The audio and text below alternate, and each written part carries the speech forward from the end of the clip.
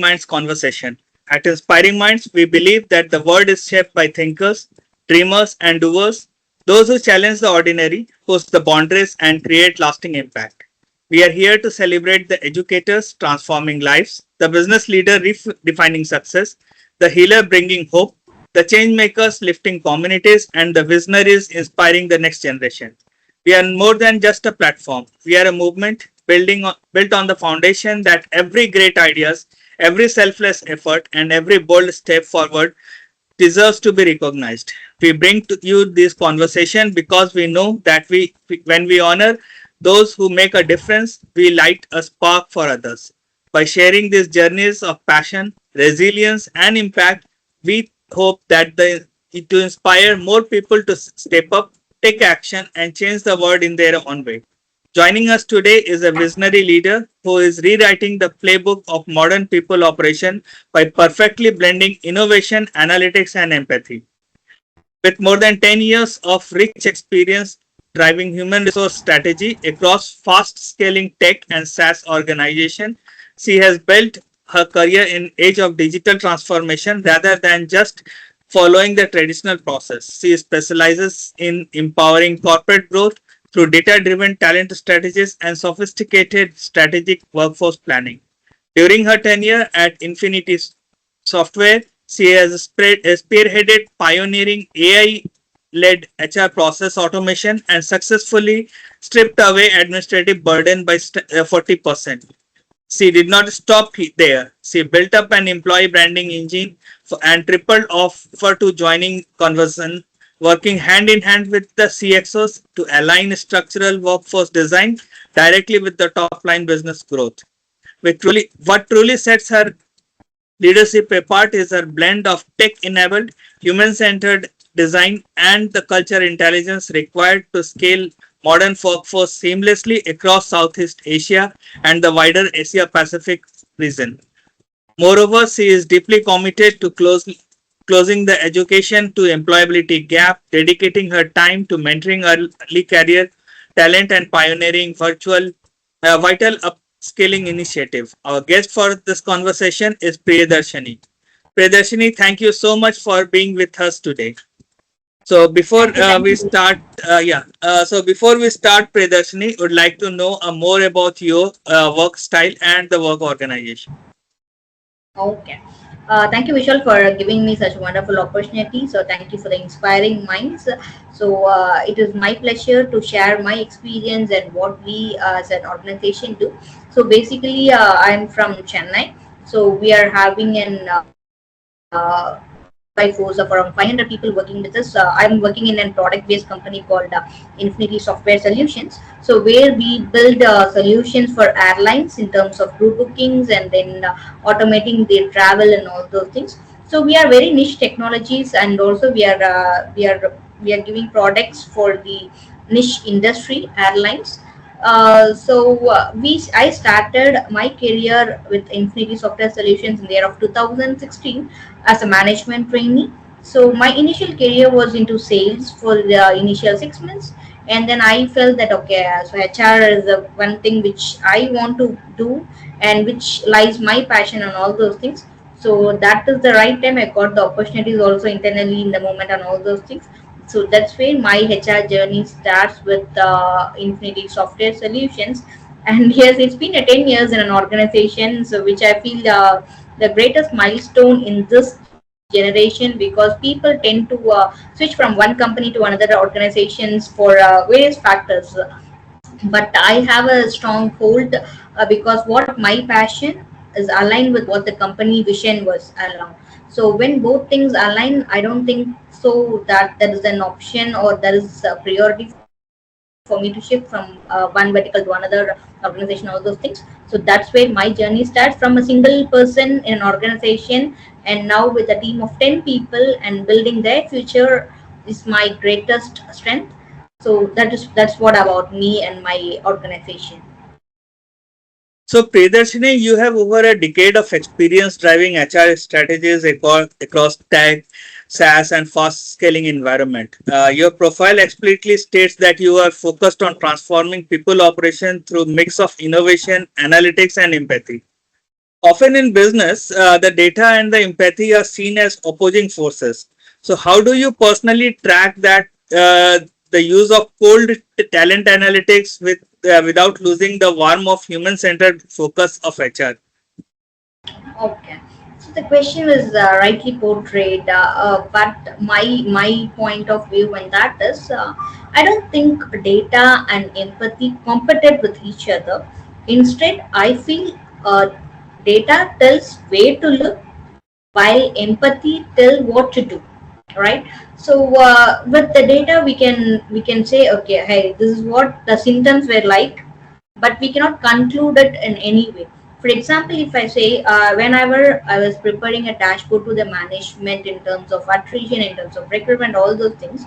For example, if I take an higher attrition in a particular department, I cannot immediately conclude it is one. The only reason is because of the salary. It may be any other things. Data I consider is only a symptom. The real answer comes when a conversation between the manager and employee is happening. So in our organization, we track metrics like hiring quality, productivity, engagement, internal mobility, and all those things. And before making any decision, I'll ask a simple question: what is the human story behind this numbers or the data? Because being an HR, it is the most important thing why we are in an HR department. If data can do everything, and if we were taking all the decisions with the help of data, there is no need of HR department itself. Everything can be done. But why the human intervention is required is to tell what the data is actually speaking about, and how we can touch it, and how we can make the data more useful, and it should be help an employee, not to threaten the employee. So I have seen where analytical suggests performance issues, but the real problem is unclear expectation and the lack of manager support. But from the data, we can predict that it is a performance issue. But there was multiple things were there. So that way, as if technology helped me in making the faster decision, but empathy helps me to take the right decision. So this is how I differentiate data and empathy together. So, Priyadarshini, during your time at Infinity Software, you successfully implemented AI-led HR processes automation, and then thus reducing the administrative task by massive 40%. That's a huge number. So, Correct. when employers hears AI automation in HR, their immediate reaction can sometimes be anxiety about the job security or a loss of job connections.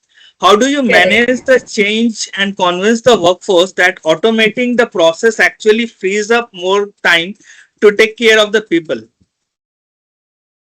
See, first thing we have to accept that change is happening across the industry. It's not about the one organization or one department.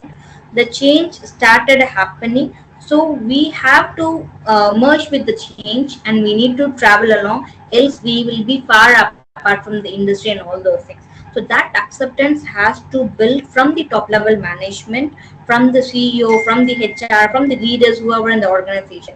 So then we believe that yes, AI is going to be implemented, and we'll make sure that AI will not replace anyone's job. So you're very clear in communicating this within our organization or within the team where I was working. So when I started exploring AI, I felt that yes, see, these all the works, it took me more than a week to complete, but with the help of AI, I can make it in a day.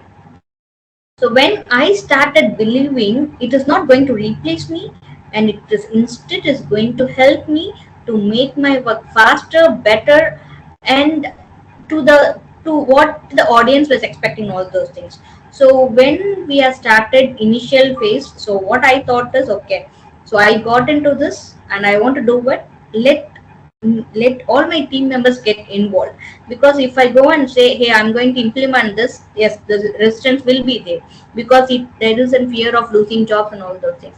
But if I tell my team instead, hey, this is what actually we are doing, I think in this way, if we start doing it, it will help us to increase our productivity and reduce the time in unnecessary activities whatever we are performing. Initially my team was very okay, they said the why and all those things. Then I said just give a try, you can start with it, see whether your time is getting minimal or you are. So they have to embrace it, right? We cannot force any people to do any changes, they have to look into it. And so all my team, recruitment, branding, and then employee engagement, operations, I have different verticals of team where I need to manage. So I give them a task, okay, within a month you need to take any of your task and automate it with AI and tell me what is the result it shows. So it is like a hackathon model where we run internally. So it made them to feel that hey, it is something new which I'm learning, which is not in other industry, because that is the stage where AI was like a baby step it was taking up. So we started exploring it at that time itself. So the first team to implement within an organization is the HR team. So because we need to believe so that other people were coming and asking, we should be in a position to console them and to say that it is going to help you and it is not going to threat you. So our team took that challenge and we gave them 1 month of time to take any problem statement you want within the department you are working with, and with the help of AI how you are going to solve that particular problem. It made them to explore multiples of AI tools within the industry, and they learned on their own slowly, and they started implementing one solution within a month. So that reduces their time drastically in any process.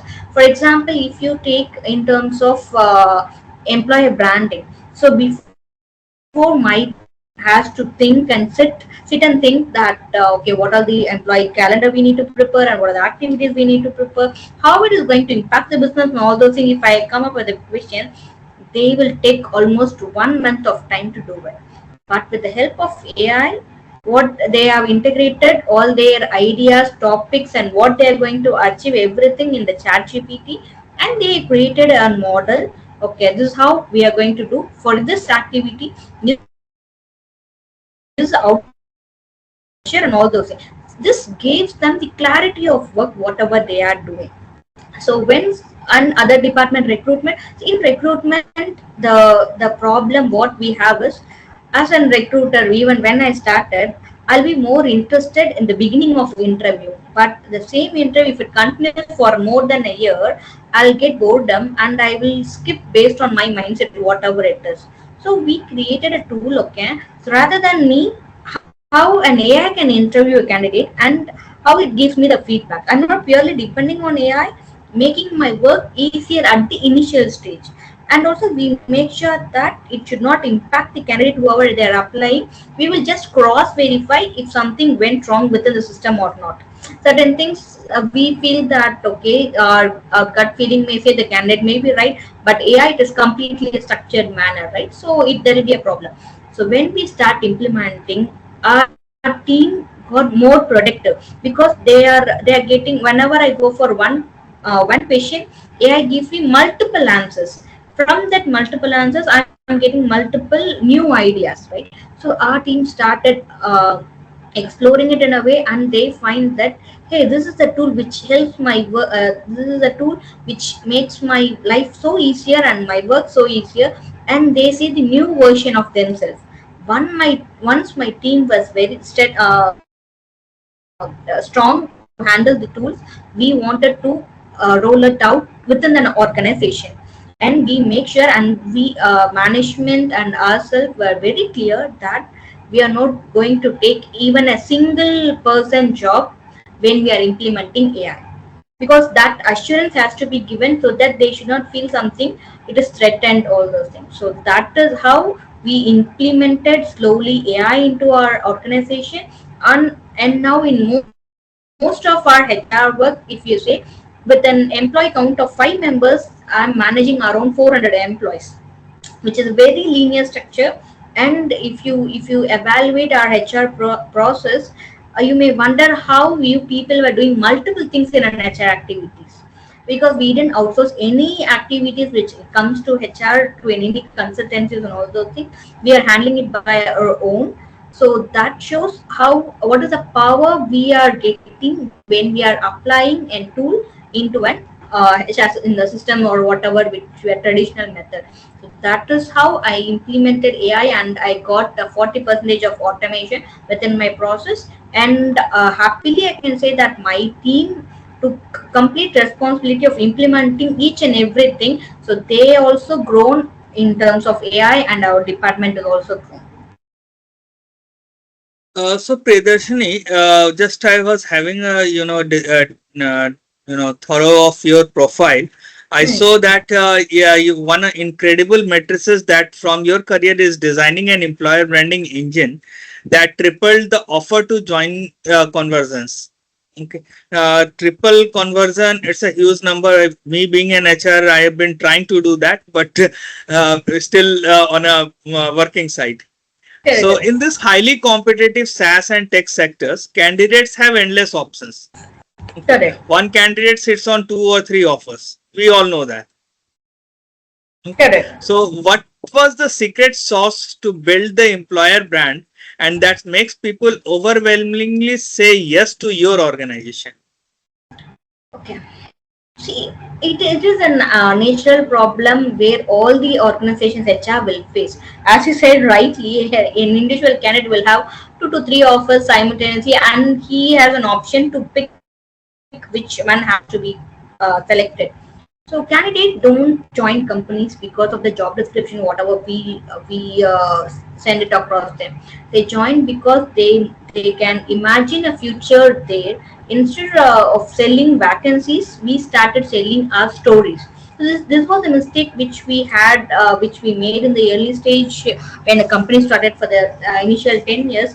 Because we have a very good product, we have very good team, and we are more empathetic team actually, but we failed to brand ourselves, so that impacted directly in the recruitment part.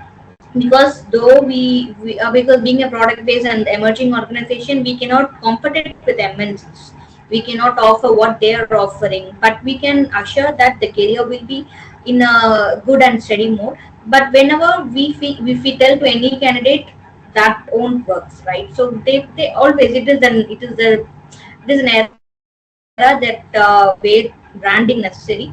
And we felt that okay, this is a time we need to invest in the branding, rather than because we have process, product, everything in place, but we fail in branding. So we started, okay, we have employees who have completed more than 10 years with us. What is the reason they have been with us for more than 10 years? There will be some positive things which they feel that they, because 10 years in an organization is not the easiest journey for any candidate, right? They should have a proper culture, proper manager, proper management, everything. So what we thought is, okay, let us sell their stories to showcase how employee grow within an organization.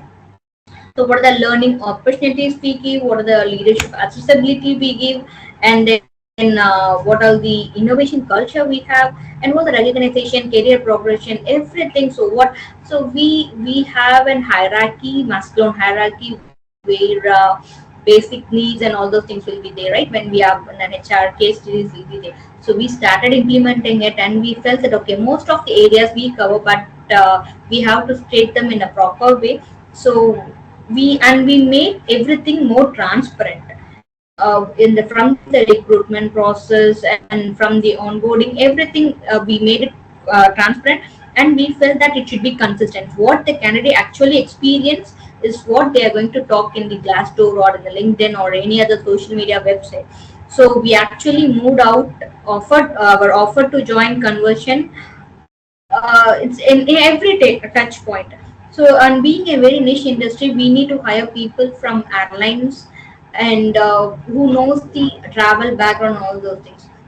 So before, we will not get much candidate with the same relevant type of industry experience, at least not in the product terms, at least in the industry terms. But once we started branding ourselves as an airline technology organization, so airlines is still a fascinating term where all people still look above and see how many flights were going on. So we pitched that into our branding element, and that's how conversion ratio has been increased. What are the gaps? And I read the mindset of the candidates. So in my first 5 years of experience, I had all the data why the candidate didn't accept it. So I just understood, okay, so these are the problems which is there currently, and to eradicate all those problems, we have to do a branding. See, same if you take an example, the same chips packet is a non-branded one, the same thing branded one, what is the rate and all those things. So the proper positioning and proper branding makes a difference a lot. So that is the essence which I added in the branding element, and that makes the success rate higher.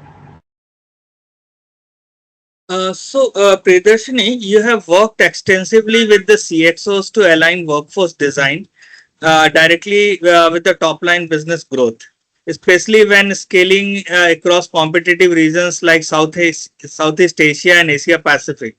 So, what is the biggest cultural intelligence lessons you have learned when trying to scale a unified company culture across vastly different international borders? See, initially we had our company only in India, that too in South India. And since we have our customers globally located, we expanded it in different geographical where we can have different sets of people. So the biggest lesson in this is don't standardize people. Instead, standardize their value, respect local culture. Across different countries, people communicate differently and celebrate differently and work differently. See, in India, I can say my people to work even for 9 hours, 10 hours, 12 hours, that doesn't matter. But I cannot say the same thing in Malaysia, Singapore, because they have their own respect for the timings and also their family. So but value the trust and ownerships and learning and customer focus. What remains universal is the trust, ownership, learning, and customer focus. So apart from these four things, all other things differs based on countries, people, and all those things. So this four core value you need to inherit within the people, but other things we have to respect, and we need to standardize the policies, procedures, everything accordingly. If you force one country cultures into another, other people comply and they never connect. So in my initial days when I was working for different culture people, I made the mistake, okay, why we are doing all those things they are not doing, and if they complain I'll also accept. And I force certain things, oh, you know, you have to attend the meeting after the 11 o'clock or something. Then there was in controversies. I didn't understand what is happening around. And I had an you had a very good mentor where he will help me somewhere I went wrong, or whatever problems it came in my career, I'll just ask him. So he said, hey Priya, everything is right, but I cannot enforce your family values into my, or my family values into you, right?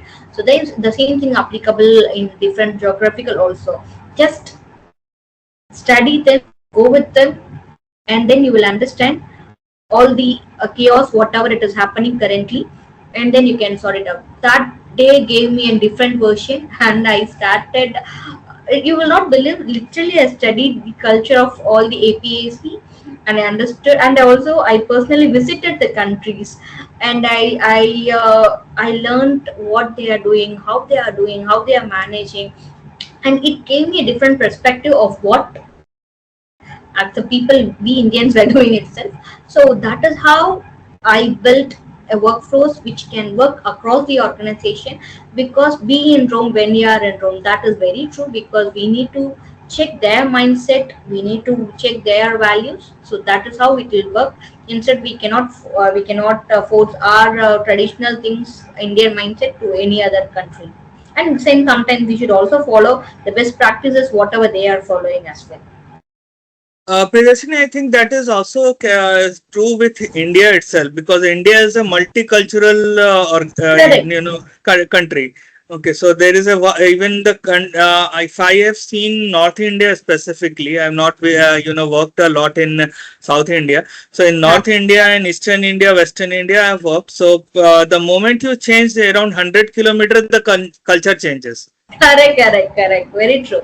See, yeah, yes, as you said rightly in this point, in different cultured people, as we South Indians work is completely different, and how you North Indian people works and all those things. See, so that difference already we have inheritedly that born in that way. But in terms of geographical difference, the multinational difference is completely different, because if I want to work in Dubai, it is completely different manpower what they are using and all those things.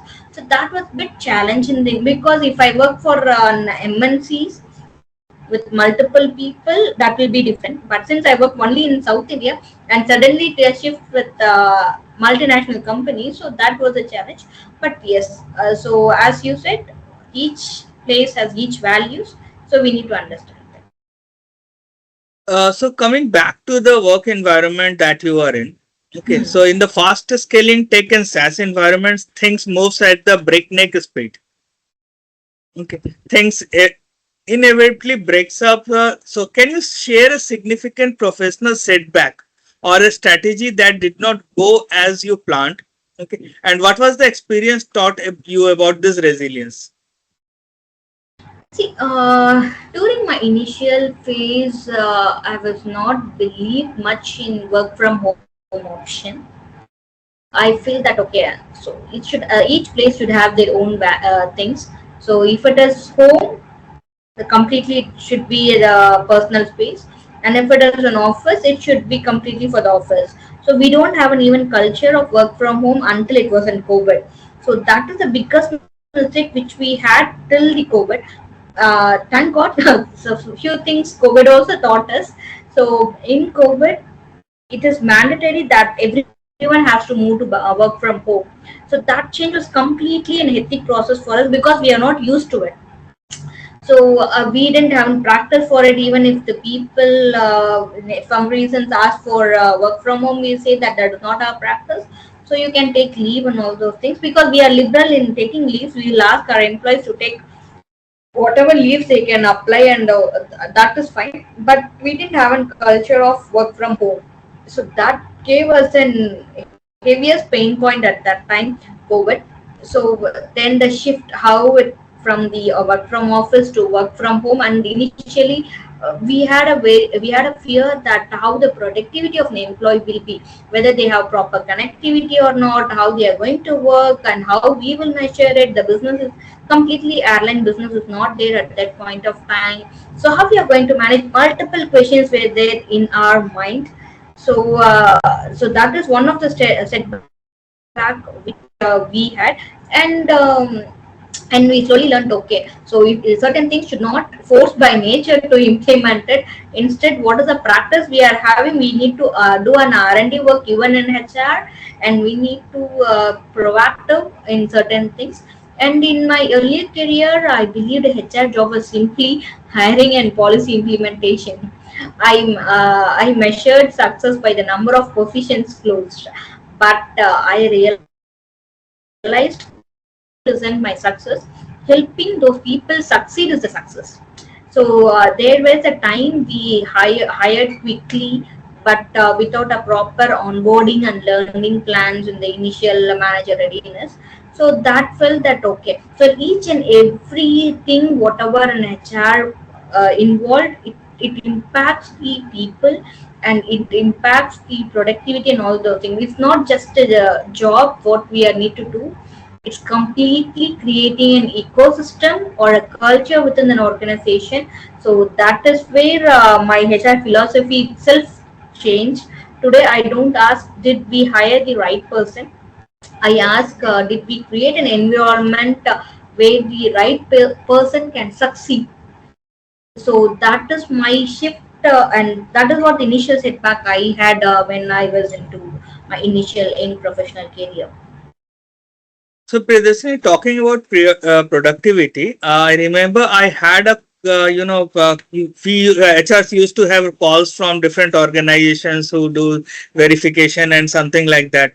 So I received a Correct. call from one organization that measures productivity by hours and everything.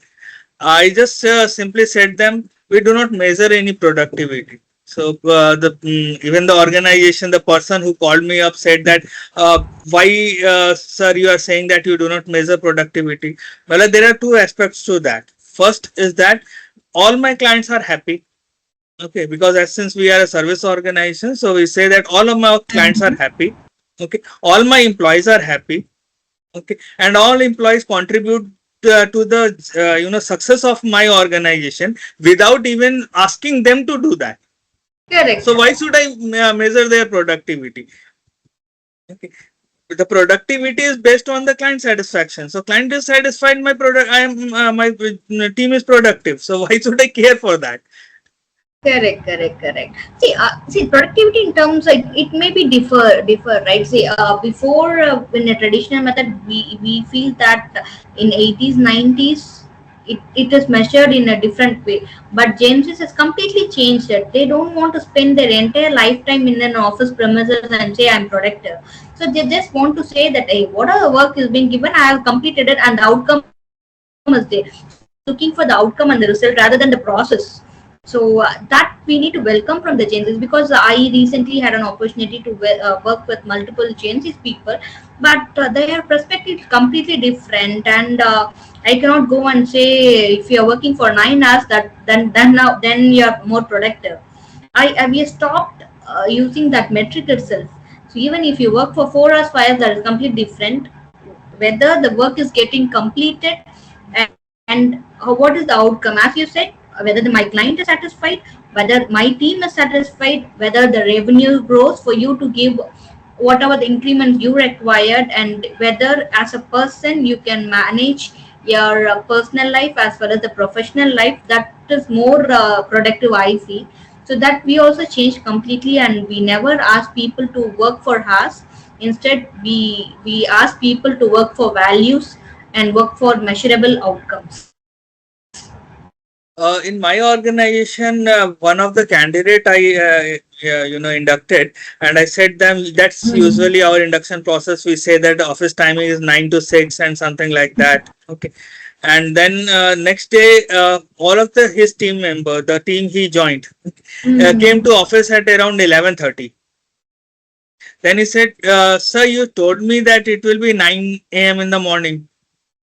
Well, that was for induction. It's not mandatory. You do the work, that is important. Whenever you are coming, whenever you are going, no one is going to track. The only Correct. track is that you have to complete the assignment that you are involved in. Correct. True. True. Very true. So, Priyadarshini, coming back to your HR department. So, as an HR leader, you frequently handles organizational changes. Okay. So, how do you help team recover from shared setback, like a product failure or missing a major quarterly target without losing morale? See, failure is not a different part of our life. It is a day-to-day activity where we need to process it. So it is not applicable only in our personal things. It is also applicable in the professional life. Yes. See, in my organization, yes, I can say we have lost very huge projects where we have invested multiple workflows, time, and energy, money, everything. But end of the day, at the last moment, we lost it. Yes, it is a huge setback to the organization, but we felt that okay.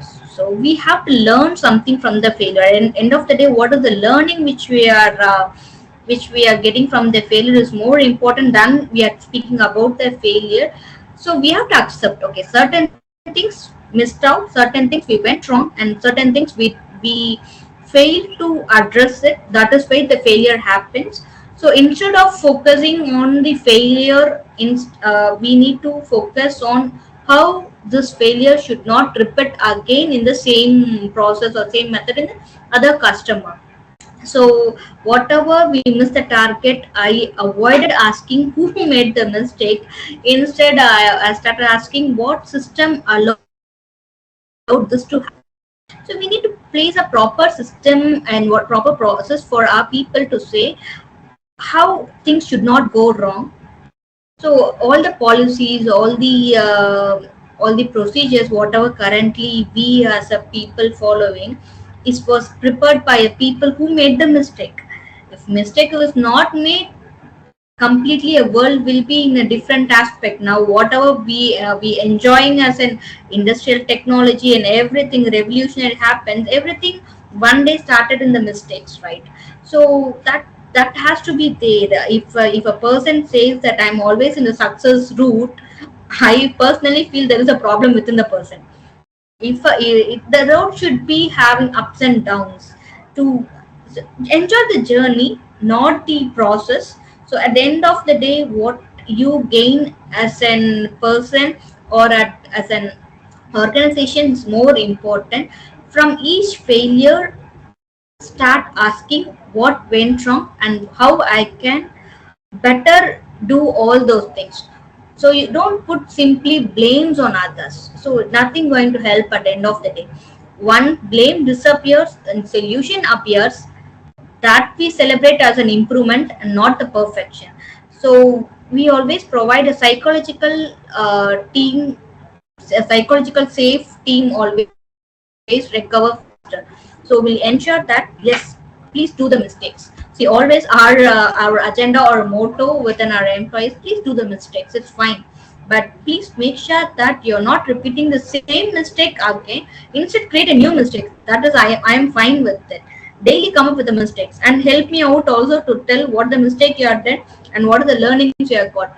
So that we keep it as a culture itself. We have a section called Learn with Me, where every month people who made mistakes and how they rectified it and what is the new solution they get, we should talk about that. So this initiative made our company in a different angle itself.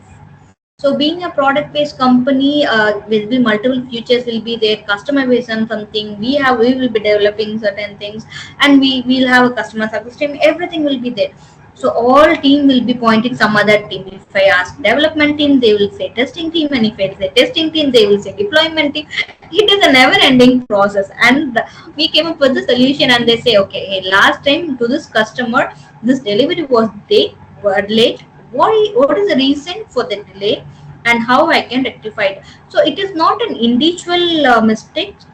We treated all the mistakes as a collective mistake. So you should not you should not respond in a way that he did it or she did it or that department did it. What we did it, how we can improvise it. So we, as an hereditary culture itself in an organization, because it is from our CEO, are always our CEO, because most of our managers currently we are there started our career as a freshers in an organization. So being a fresher, you can understand what are the mistakes we might have did in our initial career. So he always allows and believes us to say, okay, go with the mistakes, fine. So the same practice we also follow to our teammates. Okay, go with the mistakes until unless the mistake is not making a high level of revenue impact. So there is a measurable fact should be there, because everything depends on the revenue and all those things. Certain measurable facts will be there, they where the higher authority will be in will just have on hold. But all other things we are open to do a mistake and correct it and to process it.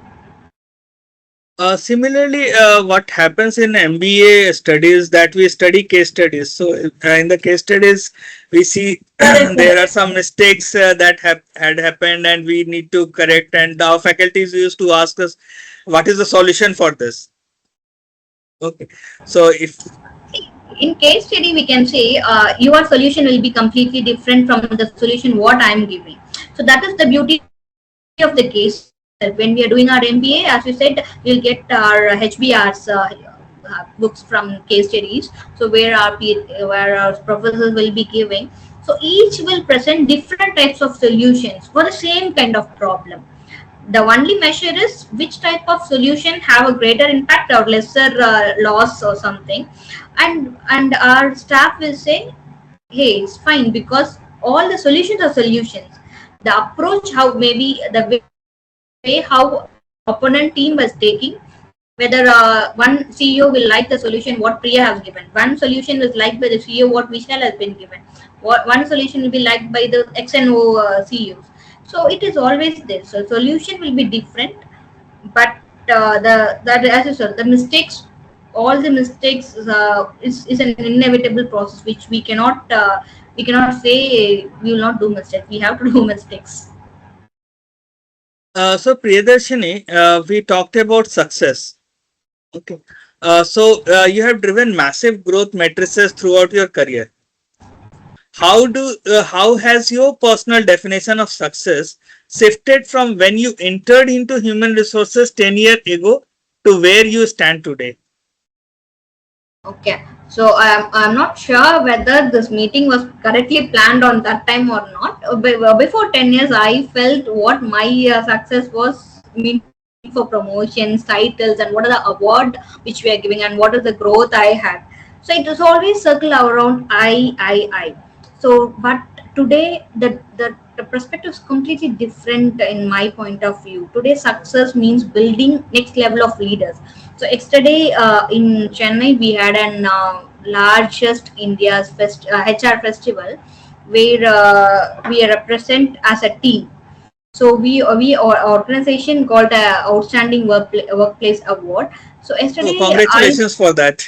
thank you so much. And so far I'll be the person who will be attending the events alone. But last time I thought, okay, since it's a company award, I want my entire team to be honored. So yesterday I stood along my entire HR team receiving the recognition. That moment made me prouder than any individual award I received, because I'll get multiple awards and multiple nominations, all those things.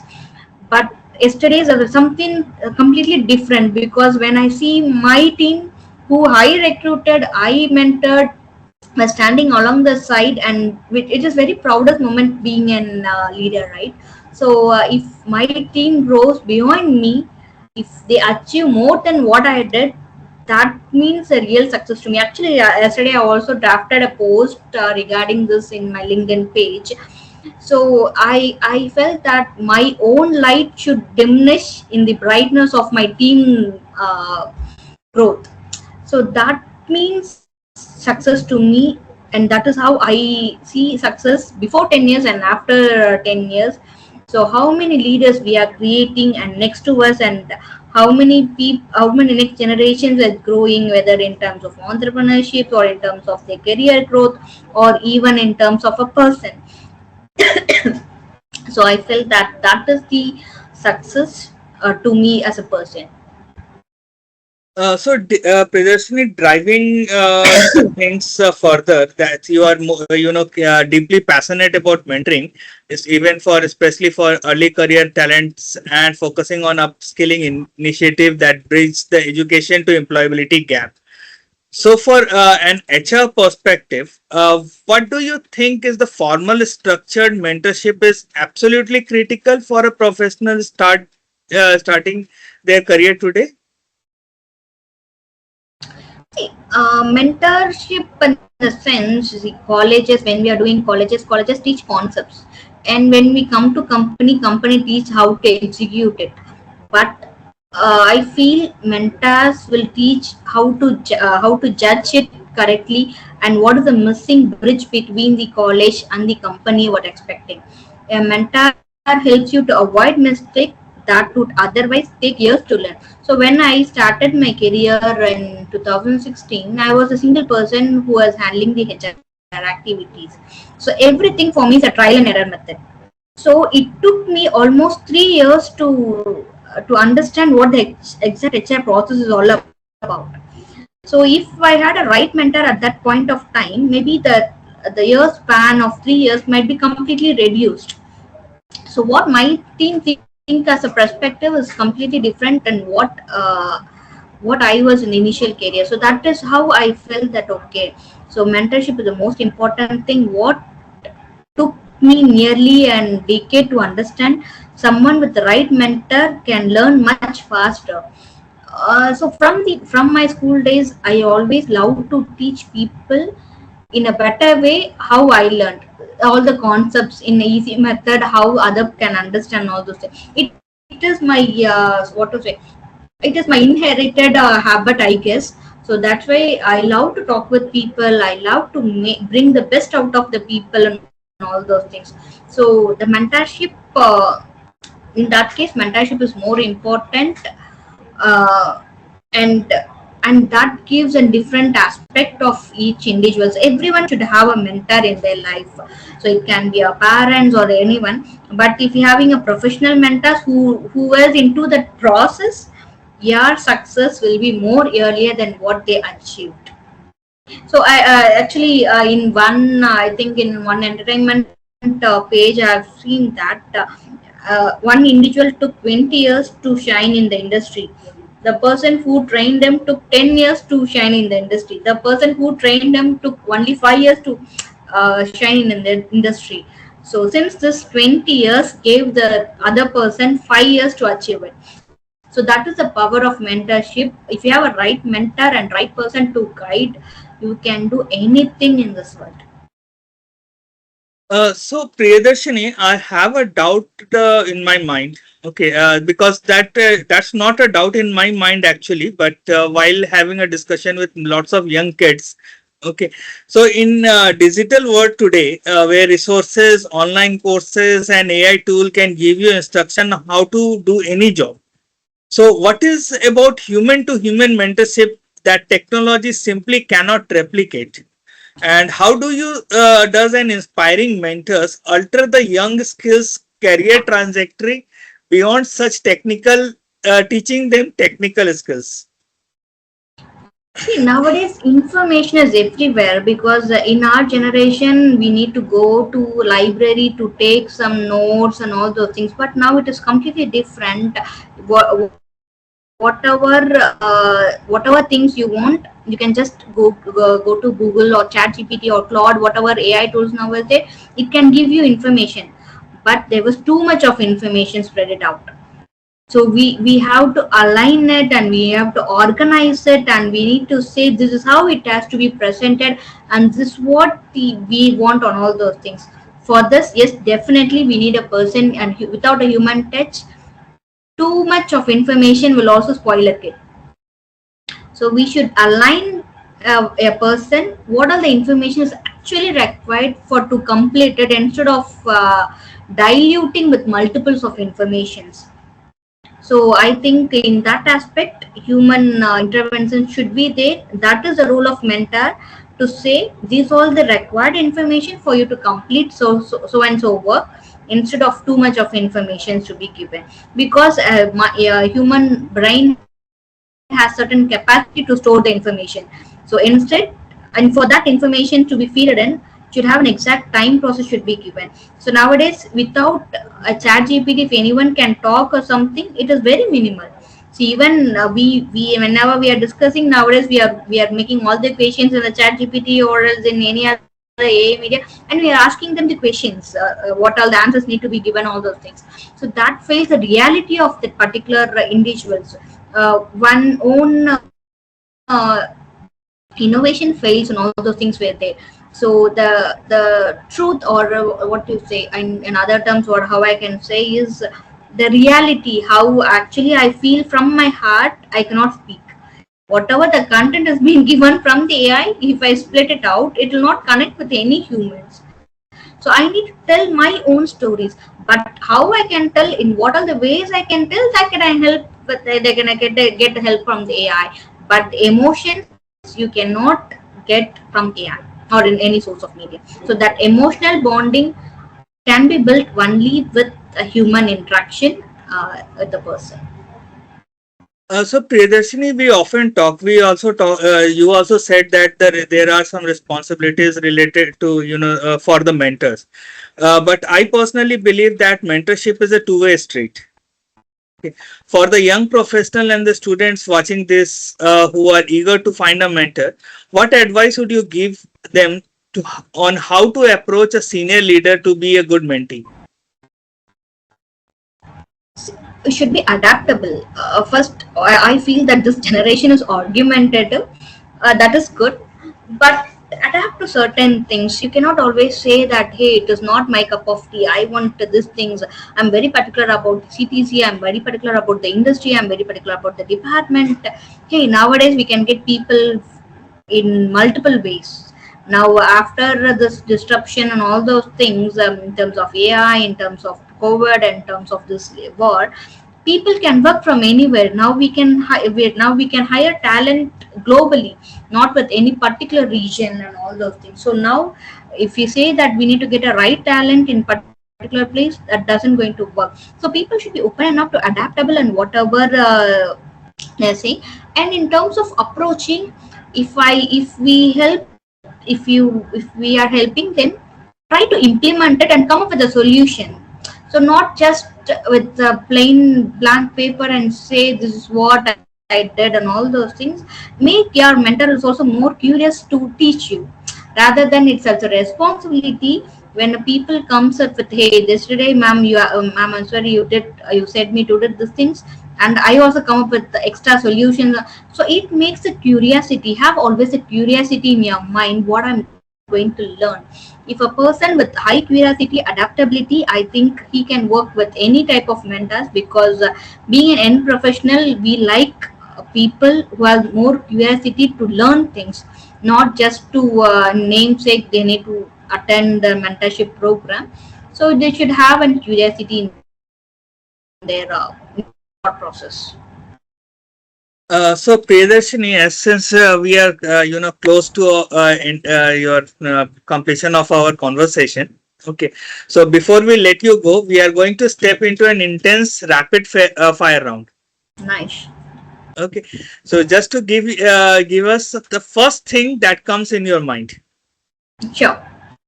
Okay, AI in HR, a helpful assistant or a future decision maker?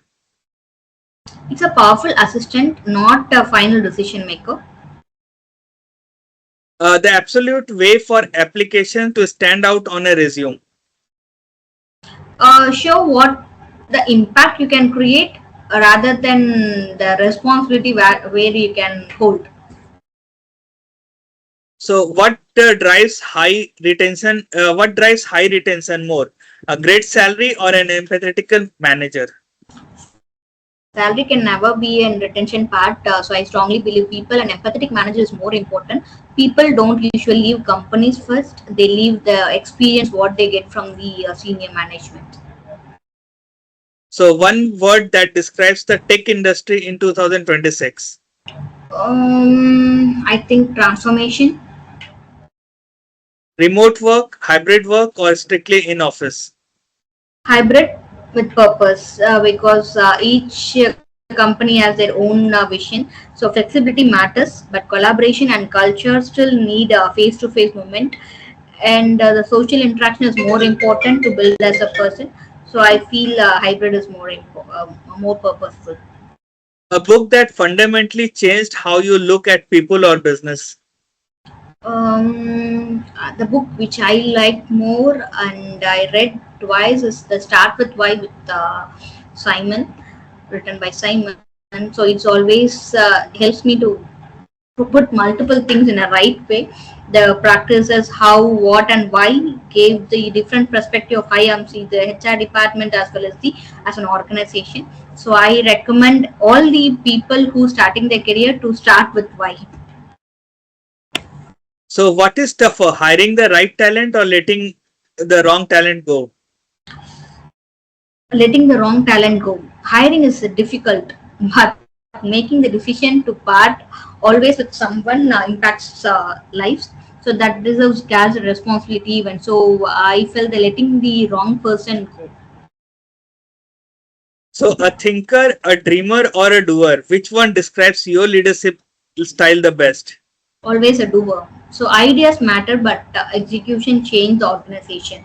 So anyone can think, anyone can dream, but the people who plays the execution wins this race. So I'm as a person, I'm a doer. So, Priyadarshini, it has been a great listening to you and your journey and seeing how the things you worked in your organization, and we discussed about the various other perspective too. So to bring our conversation to its natural peak, we usually ask one question that's what we call as our signature question. What, according to you, is the inspiring mind? The inspiring mind is always curiosity mind. So whenever you are curiosity to learn multiple things, you'll always be inspiring, and never be a manager. Be a leader who follows your principles and who make your dreams come true. So that is what the inspiring minds means to me. Thank you, Pridarshini, for all the details, and it has been an incredible conversation with you. And your effort in bridging the employability gap and in tech enabling teams, living leaders everywhere, a powerful roadmap. To all our audience, thank you for tuning in to this episode of Inspiring Mind Conversation. We hope Pridarshan story of blending human-centered design and bold technology actions inspire you to challenge the ordinary in your own spheres of influence. Do not forget to like, subscribe, and share the conversation with someone who is passionate about leadership and innovation. Until next time, keep dreaming, keep doing, and keep inspiring. Take care, and we will see you in the next episode. Thank you, Isha. Thank you Thank you. all.